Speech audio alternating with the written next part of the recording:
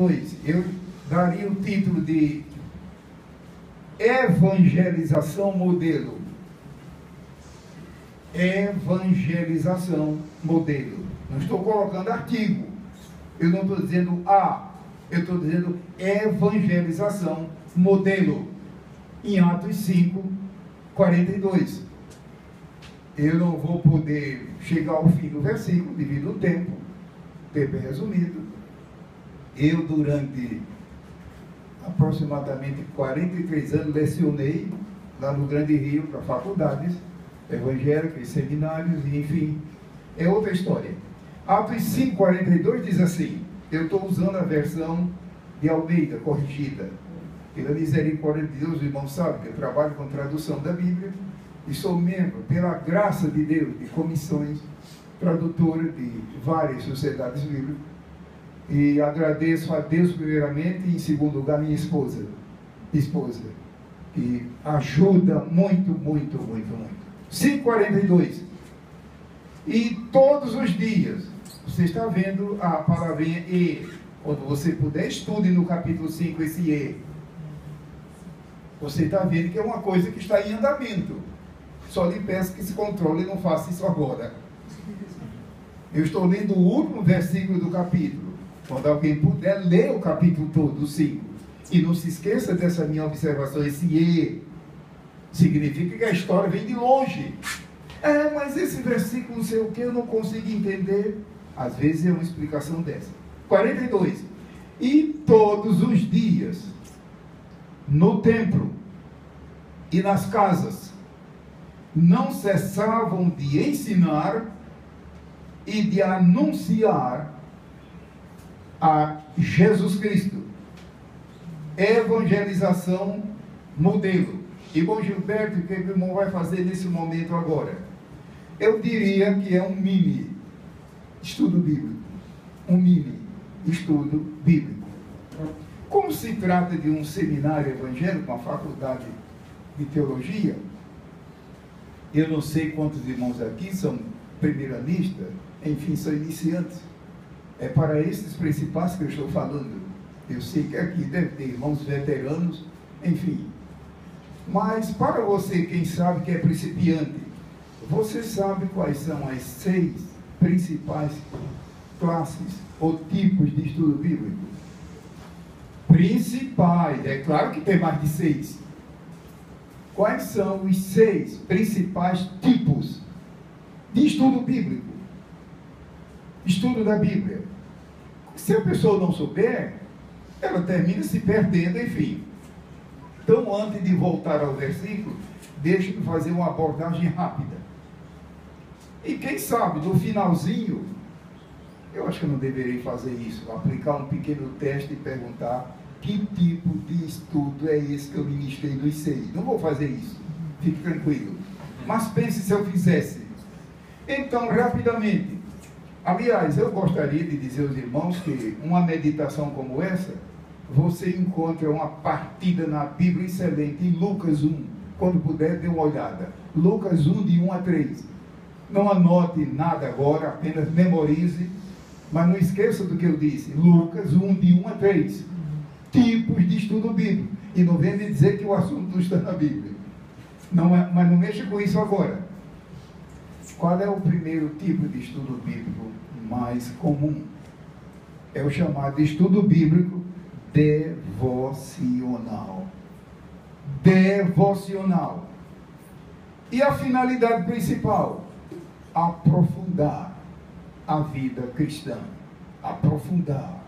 Sair da superfície. Descer às profundezas. Ou aos picos, às alturas. Alguém se recorda do livro de Cântico de Salomão? Quando ele diz para no peito, sobe aqui, sobe ao Líbano, sobe aqui ao monte de Amana, sobe, 2 vezes sobe, sobe. Espiritualmente é o que Deus quer com você e comigo.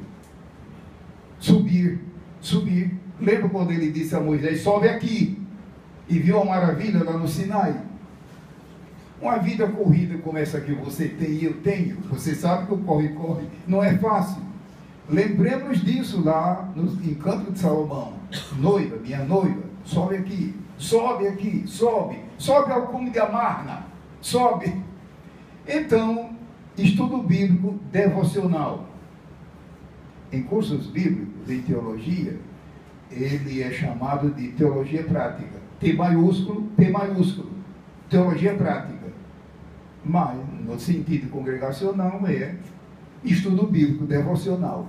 E o segundo tipo de estudo bíblico é estudo bíblico doutrinário. É uma sumidade, não tem fim, não acaba nunca. A Bíblia contém dezenas de doutrinas, dezenas. Umas são doutrinas de maior amplitude, outras de menor, mas são dezenas para todas as necessidades da alma humana. E a gente estuda, e a impressão que tem é que está começando, de tão rico que é esta área. Doutrina, estudo bíblico doutrinário. Até que ponto você está se aprofundando nessa área? Doutrina. Eu não estou falando diretamente da pregação. Estou falando de doutrina no sentido bíblico. Nem vou poder demorar. Há um terceiro tipo de estudo. Não se esqueça que o estudo bíblico doutrinário é profundo, é infinito. Quanto mais você estuda, mais descobre que não sabe nada. A doutrina de grande amplitude, a doutrina de menor amplitude, enfim. O terceiro tipo de estudo bíblico é o estudo bíblico chamado eclesial. Não estou falando eclesiástico, eclesial, que também é chamado de estudo bíblico congregacional. Mas a gente evita esse termo porque muita gente vai pensar que é congregacional, da denominação congregacional, não tem nada a ver. Eclesial no sentido de igreja. E igreja, principalmente a igreja local. O auditório bem sabe que o termo igreja, no Novo Testamento, tem duas esferas, tem duas vertentes. Primeiramente, a igreja do Deus vivo, a igreja no sentido universal, aquela de que Jesus disse: eu edificarei a minha igreja. E lá vem o livro de Atos com aquela maravilha. A igreja da qual o Senhor Jesus Cristo é a cabeça e ao mesmo tempo espiritualmente o corpo. Não, essa área de estudo bíblico é principalmente a igreja local, regional, nacional, como é o caso, por exemplo, das Assembleias de Deus. Eu não sei também qual é a sua denominação. A igreja local, em que bairro fica a sua igreja, em que cidade, em que rua, enfim, a sua congregação ou igreja. Estudo bíblico eclesial. E é esse estudo bíblico que envolve a família, com F maiúsculo. A família. E quem é que aqui esta noite não é membro da família? Você vê que assunto maravilhoso. A família, com todos os seus componentes. Eu estou apenas querendo satisfazer uma curiosidade do irmão Gilberto, onde é que eu situo o estudo bíblico sobre a família? No terceiro tipo, que é o eclesial. O quarto tipo de estudo bíblico é o ministerial. Então aqui envolve tudo, tanto o ministério no sentido local, diáconos, presbíteros, auxiliares, mulheres e homens que trabalham na igreja de Deus, nos trabalhos os mais interessantes, como também o ministério geral, ou seja, de homens que Deus chama e prepara, e depois a igreja reconhece consagrando-os. Quem é que já não participou de um culto de consagração de obreiro do ministério geral? Estudo bíblico ministerial é profundo, é uma necessidade. Hoje então nem se fala, porque agora você sabe como é que andam as coisas, aqueles tempos difíceis que a Bíblia prediz. Nos últimos tempos surgirão coisas difíceis, enfim. E o quinto tipo, são 6 tipos principais de estudo bíblico, é o estudo bíblico temático. Não tem fim. De A a Z. Temático é de A a Z. Não tem fim. Ninguém nunca poderá dizer: eu fui avisado e convidado para um programa de rádio, uma pregação, e não aceitei porque não encontrei na Bíblia conversa. A história está mal contada. Nunca uma pessoa poderá dizer, deixei de falar porque não encontrei na Bíblia. Conversa. A Bíblia, nesse ponto, é infinita. Quanto mais você estuda, mais verifica temas. Então, pense que riqueza não é um estudo bíblico temático. Imagine se eu tivesse tempo de dar pequenos exemplos. Uma riqueza, uma maravilha. E o último dos 6, que é o estudo bíblico chamado ocasional. Ocasional, que também é chamado de eventual, porque depende de eventos. Se de repente você é convidado, digamos, para um culto de formatura, ou na igreja ou fora dela, e é convidado para trazer alguma coisa da Bíblia, que texto você vai pegar? Aí está. Já pensou num culto como esse, alguém falar um assunto que nada tem? Já pensou se de repente você é chamada ou chamado para uma mensagem, 10, 15 ou 20 ou 30 minutos sobre Dia da Reforma Protestante?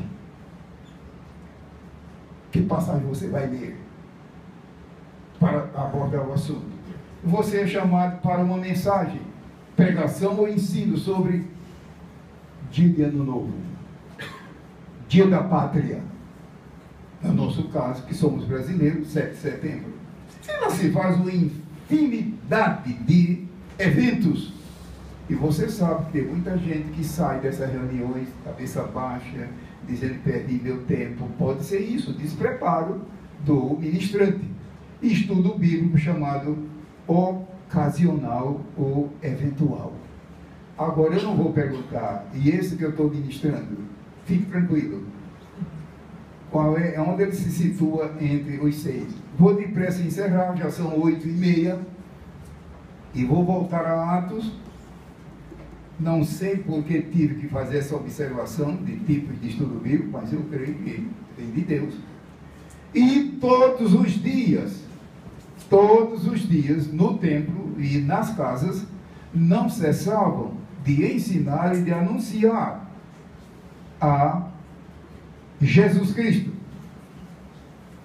Eu queria compartilhar o seguinte: quando a Bíblia diz e todos os dias, eu vejo aqui uma subdivisão do assunto: evangelização modelo, evangelismo, evangelização diária. Está na cara, e todos os dias. Então, irmãos, que Deus nos conceda a graça de voltarmos a ser um povo avivado, uma igreja avivada espiritualmente, cheio do Espírito, avivado, renovado, despertado. Porque nesse capítulo 5, o que é que eles tinham? Ele não tinha naquele tempo essa maravilha aqui. Ele não tinha rede social, ele não tinha satélite, nada disso, nem gráfica, nem jornal, coisa nenhuma. E como é que eles avançaram? Parecia fogo em campo aberto. Lembra que esses que já colocaram o mundo todo em polvorosa chegaram até aqui, fizeram essa acusação para Paulo, né? Só tem uma resposta, meu irmão: poder do Espírito Santo. Poder do Espírito Santo. Tanto poder no sentido dinâmico, a palavra poder, aqui deve ter muitos irmãos que são professores de grego que eu digo, grego do Novo Testamento, e sabe que a palavra poder, no original, tem duas vertentes, e a gente tem que tomar cuidado na Bíblia para explicar direitinho. Às vezes a palavra significa poder no sentido dinâmico, ativo, para arrebentar com tudo que é inferno, doença, demônio, tudo. Mas às vezes é poder no sentido de autoridade divina. Está todo mundo ali de boca fechada e a palavra queimando igual fogo. Não é bem poder no sentido dinâmico, é poder no sentido... A Bíblia diz que Jesus falava com autoridade e poder. E muita gente pensa que é apenas uma maneira de dizer. Depende, não vou entrar nessa área, não é momento.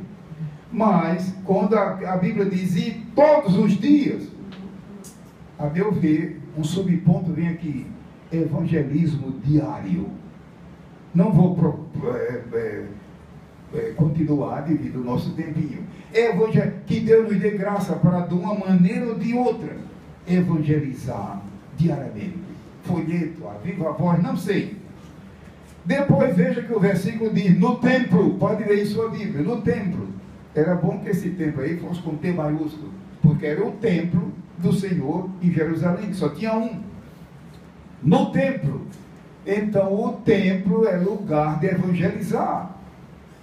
O templo, sim, mas eu estou cansado de ouvir pregadores dizer que o templo é só para recolher ofertas, é oração, preparação de professor da escola. E agora, no versículo 42? No templo. Isso significa, irmão, inclusive, que no templo, no seu templo, no nosso templo, na nossa congregação, há bastante gente que é crente, mas não é salva. É crente, parabéns. Eu não estou aqui zombando nem menosprezando, Deus me guarde. É crente, só que não é nova criatura. Ou seja, nunca nasceu de novo. Não tem o nome escrito no livro da vida. Pensemos nisso. E como fazer, irmão, para dar um jeito nisso? O poder de Deus no sentido de autoridade divina, que pelo Espírito Santo converte. Primeiro convence, coisa que nenhum pregador consegue fazer. Convence e converte. E a pessoa se dobra e vem. Eu fico muito preocupado hoje quando vejo em certos cultos pessoas vindo à frente, brincando, arrastando os pés, jogando as mãos, olhando para os lados e cumprimentando. Que conversão é essa? Deus tenha misericórdia. Mas eu fico contente quando eu vejo lágrimas. Lenço enxugando lágrimas, homens e mulheres e crianças também. É isso que diz aqui no templo. Mas veja que o versículo diz, o versículo 5, e nas casas, estou no meu terceiro subponto, nas casas. Ora, aqui é o evangelismo pessoal. Pessoal. O templo é congregação.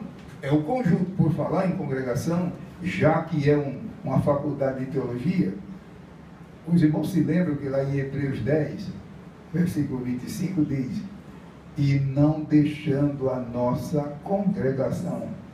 Eu não vou perguntar se você lembra, mas você sabe que esse versículo está lá. Cuidado que a palavra congregação ali não é o templo. Irmão Gilberto, eu já expliquei. Peça perdão a Deus.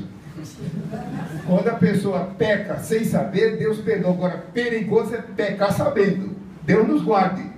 De pecar sabendo, Deus pode virar as costas para a pessoa sentir o que é o inferno do pecado. Não. Lá em Hebreus, quando diz não deixando nossa congregação, não é o local. Pega o texto original para ver. É a reunião do povo salvo. Que pode ser em casa, pode ser no templo, pode ser na rua. Aqui, por exemplo, não é um templo propriamente dito. Não deixando a nossa congregação, não deixando o nosso reunir, enfim. Voltando ao assunto. E nas casas, olha o plural. Veja que templo aí, é claro que só tinha um. Mas casa, é claro que casa tem que ser plural. Mas na Bíblia tem um sentido. Nas casas. Pensemos nisso. Para evitar qualquer discriminação. Os irmãos se lembram que a Bíblia usa certos termos originais em português, sem traduzir, devido ao problema de discriminação. A palavra, por exemplo, negro. Negro. É a pele negra. A Bíblia evita traduzir. Irmão Gilberto, eu não encontro na Bíblia a palavra negra, negro, mas tem o original. E por que não se traduz? Questão de discriminação. Imagine se a gente pudesse dar alguns exemplos aqui. No templo e nas casas. Graças a Deus que na Bíblia não há qualquer discriminação. Depressinha, versículo 42. 42, nas notas que nós fizemos, o versículo diz, não cessavam. Pode ver aí no versículo.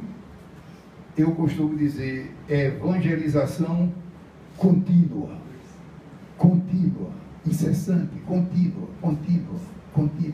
Isso não significa eu mesmo, sozinho, mas de uma maneira ou de outra, Deus fazer isso, que haja evangelização contínua. Mas como, irmão Gilberto? Evangelização através da palavra de Deus, falada, lida, distribuída, oferecida. E isso eu não falo só o livro sagrado, periódicos, folhetos, enfim, mas também evangelização através da oração. É muita gente que no dia que os livros forem abertos, lembra que a Bíblia diz, e os livros foram abertos. Abriram-se os livros, no plural. Nós vamos ficar maravilhados de coisa que você jamais esperava saber nem conhecer. Deus registra tudo. E quanta gente vai dizer, sou salvo aqui para sempre na glória. De uma maneira miraculosa, Deus respondendo oração. Nunca me lembro de um jornal sueco, eu falo alguma coisa de sueco, e assinei durante muitos anos periódicos suecos da igreja. E nunca esqueço de um testemunho de 2 rapazes que eram estudantes na escola secular.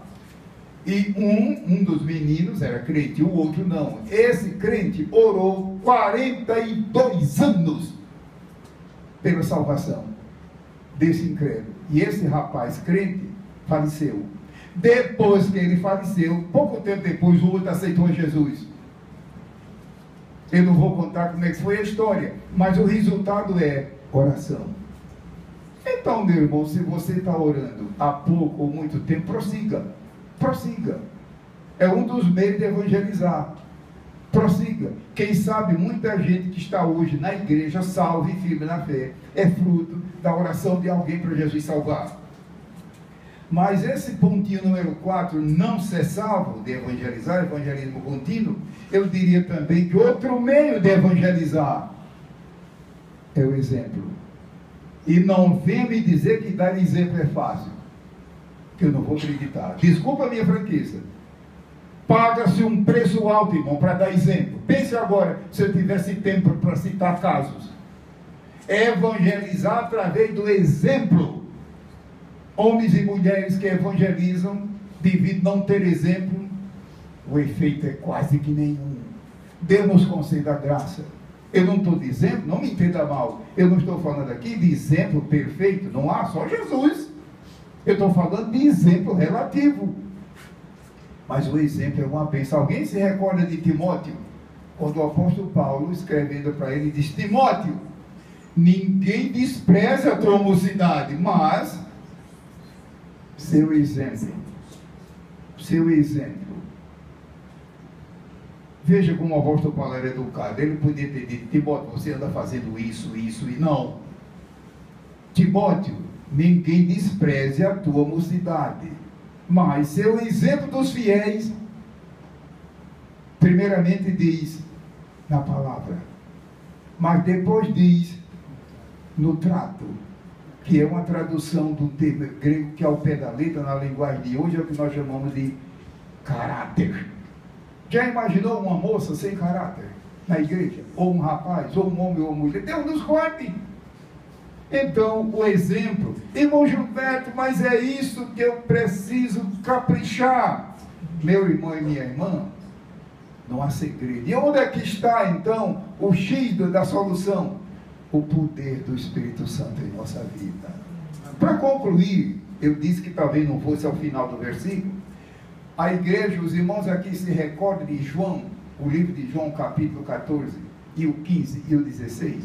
Não abra a Bíblia agora, fica apenas atento que eu vou encerrar. João, os capítulos 14 e 15 e 16, qual é a tônica? A tônica era Jesus a toda hora dizendo, eu vou, mas eu enviarei o Consolador. Eu rogarei ao Pai e Ele enviará outro Consolador. É o tema do 14, 15 e 16.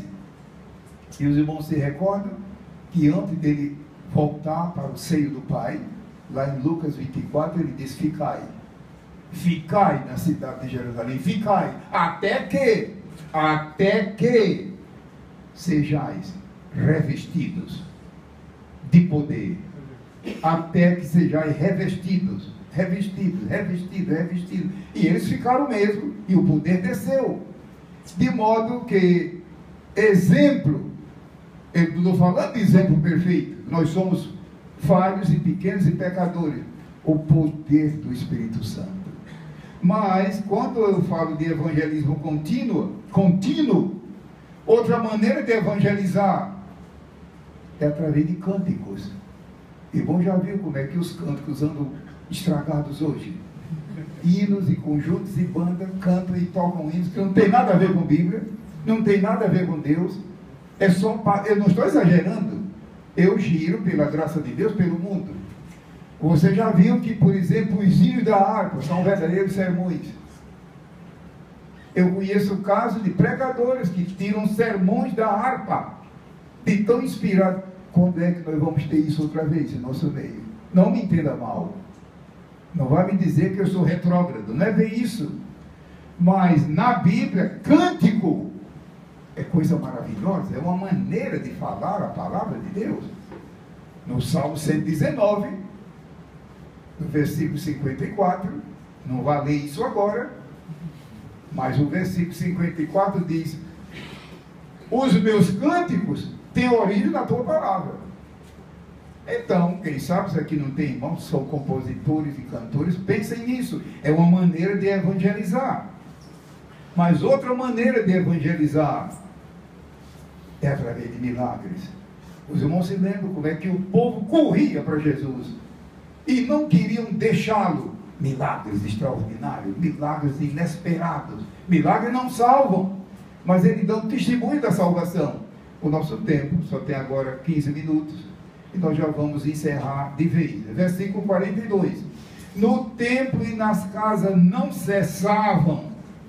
Evangelismo contínuo. Mas, irmão Gilberto, isso parece quimera, parece sonho contínuo. Meu irmão, entenda direitinho, o contínuo pode ser através da própria Bíblia distribuída, pode ser periódico, pode ser através, enfim, é uma infinidade de meios e recursos. Um deles é o exemplo, outro é a oração.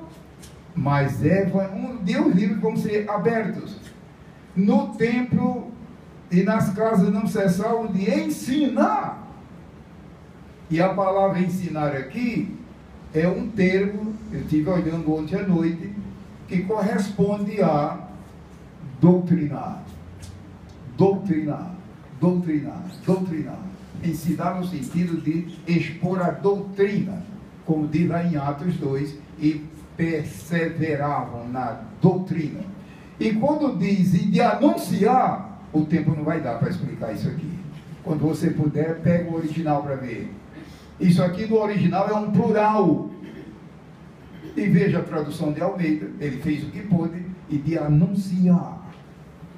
Mas é no original um plural, uma riqueza. Então eu agradeço a Deus por essa oportunidade. Se alguém quiser adquirir esse material, procure o irmão Tadeu, que está aqui. Ele pode atender os irmãos. Eu agradeço ao pastor Ivan a oportunidade de trazer essa meditação. E lembre-se do início, seis principais tipos de estudo bíblico. Não esqueça que o devocional é o mais comum e a finalidade não é apenas, irmã, vem aqui, ministra um devocional, dá a entender e passa um tempo de nada. A finalidade, quando a gente vê na Bíblia, é aprofundar, chegar mais perto. Para concluir, alguém se recorda do caso do livro de Gênesis, do livro de Noé, a história de Noé, que diz que Noé andou com Deus. E diz que Enoque andou com Deus. Como é que se explica isso daquele tempo? Não tinha nada de Bíblia escrito, tudo era transmissão oral. E hoje, eu e você que temos a revelação completa, temos desculpa? E Enoque andou tão perto de Deus, que lá em Hebreus diz que um dia, Deus disse, como se Deus dissesse, você está mais perto do céu do que da terra, vem para cá. E Enoque foi mesmo, foi trasladado. Então, Atos 5:42, espero que você guarde essa meditação direta da Bíblia. Irmão Ivan, tenha bondade.